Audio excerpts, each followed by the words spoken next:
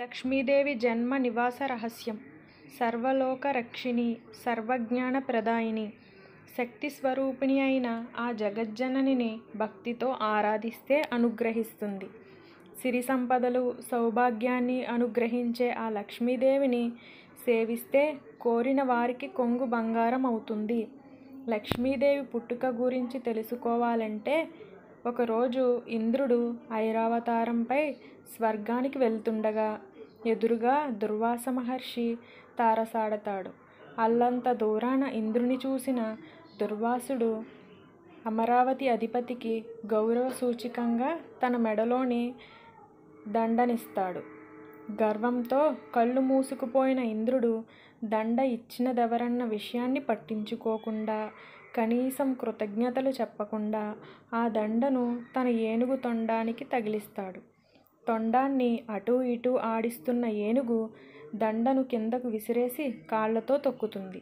అసలే కోపిష్టి అయిన దుర్వాసుడు ఆ దృశ్యాన్ని చూసి మరింత కోపాద్రిక్తుడై, ఓ ఇంద్ర, మితిమించిన అహంకారం, గర్వాతిశయాలతో ప్రవర్తించిన నిన్ను ఈ భోగభాగ్యాలన్నీ వీడిపోతాయి అని శపించాడు.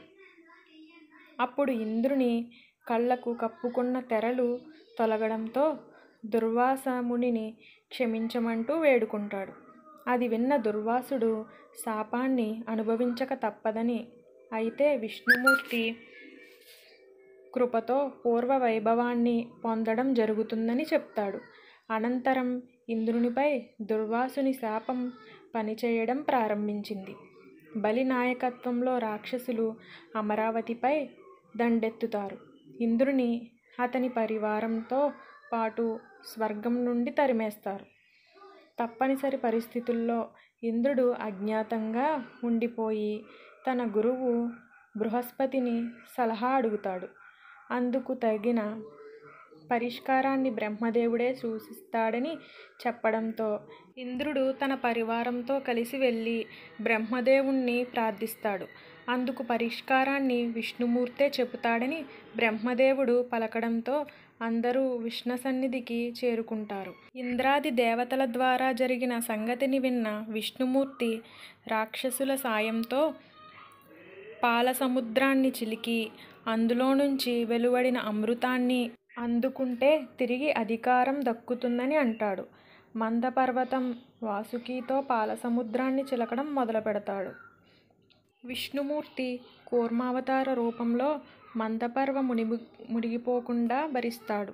అనంతరం పాలసముద్రం నుండి ఎన్నో రకాలైన జీవులు, వస్తువులు వెలువడతాయి. అప్పుడే ఓ యువతి కళ్ళు చెదిరే అందంతో, అందెల మృదు మధుర రవనులతో, చేతిలో కలువ పూలతో ఉదయిస్తుంది. ఆమె లక్ష్మీదేవి. ఆమె విష్ణుమూర్తిని తన భర్తగా అంగీకరిస్తూ ఆయన మెడలో మాల వేసి నును సిగ్గులతో ఆయన సరసన నిలబడుతుంది. అలా క్షీరసాగర మదనం నుంచి జన్మించిన లక్ష్మీదేవి దృష్టి శిక్షణార్థం మహావిష్ణువు ఎత్తిన అవతారాలన్నిటిలోనూ ఆయన సరసనే ఉంటుంది.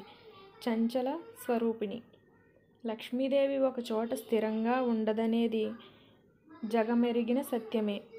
గర్విష్ఠులు, ఈర్ష్య ద్వేష పురీతుల ఇంట్లో లక్ష్మీదేవి కొలువై ఉండదనడానికి దుర్యోధనుని ఉదంతమే ప్రబల ఉదాహరణ. ఒకరోజు తన తండ్రి ధృతరాష్ట్రుని ముందు నిలిచిన దుర్యోధనుడు పాండవాదుల పట్ల తనకు గల అక్కసునంతా వెలగక్కుతాడు. పాండవులు సంపదల మధ్య తులతూగిపోతున్నారని, లెక్కలేనంత మంది వృద్ధులతో రాజప్రసాదాలతో విలసిల్లుతున్నారని, తనేం చేయాలో చెప్పాలంటూ అభ్యర్థిస్తాడు.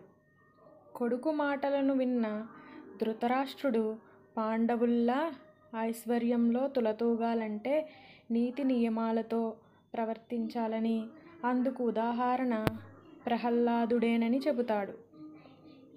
అవును, ప్రహ్లాదుడు రాక్షసుల మధ్య జన్మించినప్పటికీ అతడు నడిచిన బాట నైతిక రుజువర్తనతో కూడినదే. ప్రహ్లాదుని రుజువర్తనం ఉదంతంతో పోలుస్తుంది. ఒకసారి విషయవాంఛలతో విసిగిపోయిన ఇంద్రుడు తన గురువు బృహస్పతిని కలిసి తన కోల్పోయిన సంతోషాన్ని ఏ విధంగా తిరిగి తెచ్చుకోవాలో చెప్పమంటాడు. ఇంద్రుని మాటలు విన్న దేవగురువు విజ్ఞానమే అన్ని విధాలైన సంతోషాలకు మూలమని, దానిని తెచ్చుకునేందుకు ప్రయత్నించమని చెబుతాడు.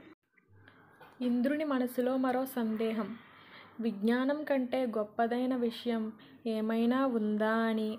అదే విషయాన్ని బృహస్పతిని అడిగితే ఆ సంగతిని తెలుసుకోవాలంటే రాక్షస గురువు శక్రాచార్యుని కలుసుకోమంటాడు. వెంటనే ఇంద్రుడు శుక్రుని దగ్గరకెళ్ళి తన సందేహాన్ని వెలిబుచ్చగా, అందుకు తగిన సమాధానం చెప్పగలవాడు ప్రహ్లాదుడేనని శుక్రుడు చెబుతాడు. ప్రహ్లాదుని దగ్గరకెళ్ళిన ఇంద్రుడు సంతోషానికైన అసలు మూల కారణం ఏమిటని ప్రశ్నించగానే తనిప్పుడు పరిపాలనలో నిమగ్నమై ఉండడం వల్ల సమాధానం చెప్పే తీరిక లేదన్న ప్రహ్లాదుడు తనను క్షమించమంటాడు. అయినా పట్టువదలని ఇంద్రుడు ఏదో ఒకరోజు వీలు చిక్కినప్పుడు ఆ రహస్యాన్ని వివరించమని, అప్పటి వరకు తాను అక్కడే ఉంటానంటూ ప్రహ్లాదునికి సేవలు చేస్తూ గడుపుతుంటాడు. అలా కొన్నాళ్ళు గడిచిన పిదప ఇంద్రుని శ్రద్ధను మెచ్చిన ప్రహ్లాదుడు ఇలా సమాధానం చెప్తాడు. రాజాగా నా స్థాయిని తలుచుకొని నేను ఏనాడూ గర్వపడలేదు. సాధుజనుల సేవకునిగా ఉంటూ గురువులు, పెద్దల పట్ల గౌరవాన్ని కలిగి ఉంటాను. విపరీతమైన కోరికలతో గతి తప్పను. సంతోషానికి ఇదే ఖచ్చితమైన మార్గం. ప్రహ్లాదుని సమాధానం ఇంద్రుని సంతోషపరుస్తుంది. ఇంద్రుని భక్తికి మెచ్చిన ప్రహ్లాదుడు ఏదైనా వరం కోరుకోమంటాడు.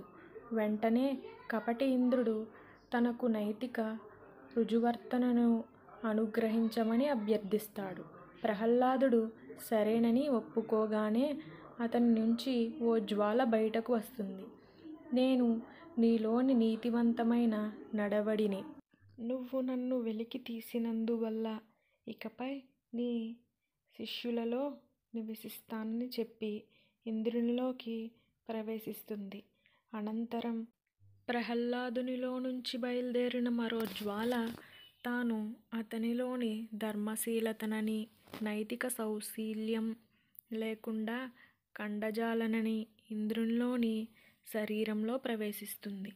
అనంతరం బయటపడిన సత్యం తాను నిజాన్ని అని, ధర్మబద్ధతతో ఉంటానని చెప్పి వెళ్ళిపోతుంది.